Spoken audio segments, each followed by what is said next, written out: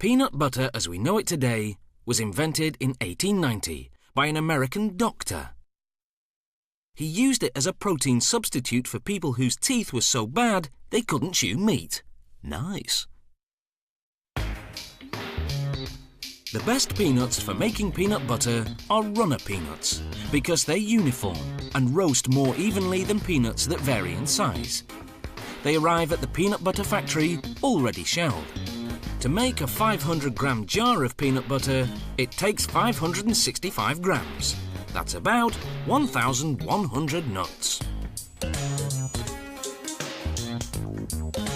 The nuts travel through a hot air roaster, heated to 204 degrees Celsius. The shaking motion moves them around so they roast evenly. More than 3,600 kilograms of peanuts go through this roaster every hour. When they come out, they've turned from white to light brown.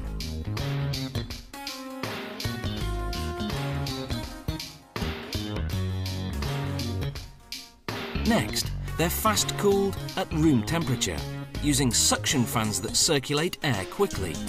This rapid cooling process is critical. It halts the cooking and prevents the peanuts from losing too much oil.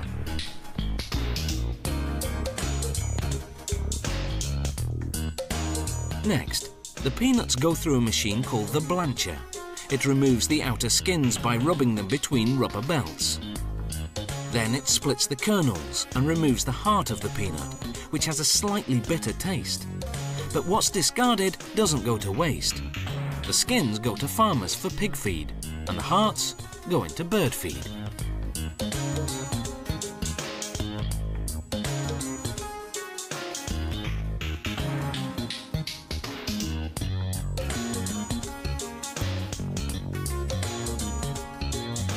The peanuts land in a big stainless steel container.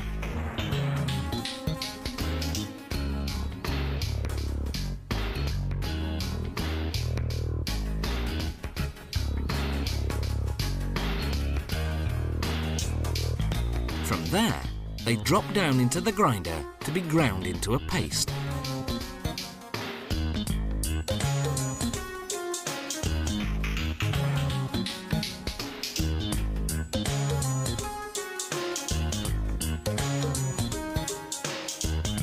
At this point, the other ingredients go in: salt, sugar, and a small amount of hydrogenated vegetable oil, which acts as a stabilizer to keep the peanut oil from separating and floating to the top of the jar.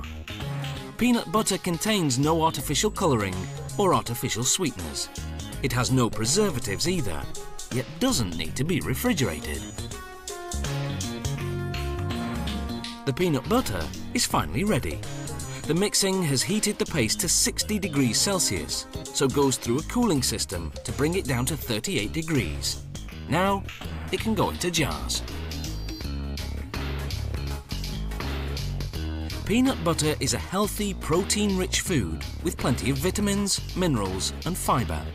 It has no cholesterol, but it does contain fat. The good news is that more than 80% of that fat is unsaturated. In other words, good fat that may actually help lower certain cholesterol levels in the blood. The bad news is that the rest of the fat content is trans fat, or bad fat.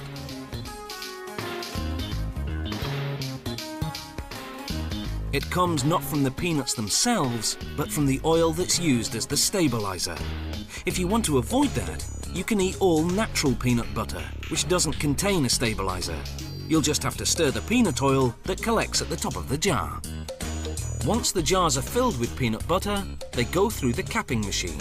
The caps have an aluminium seal inside.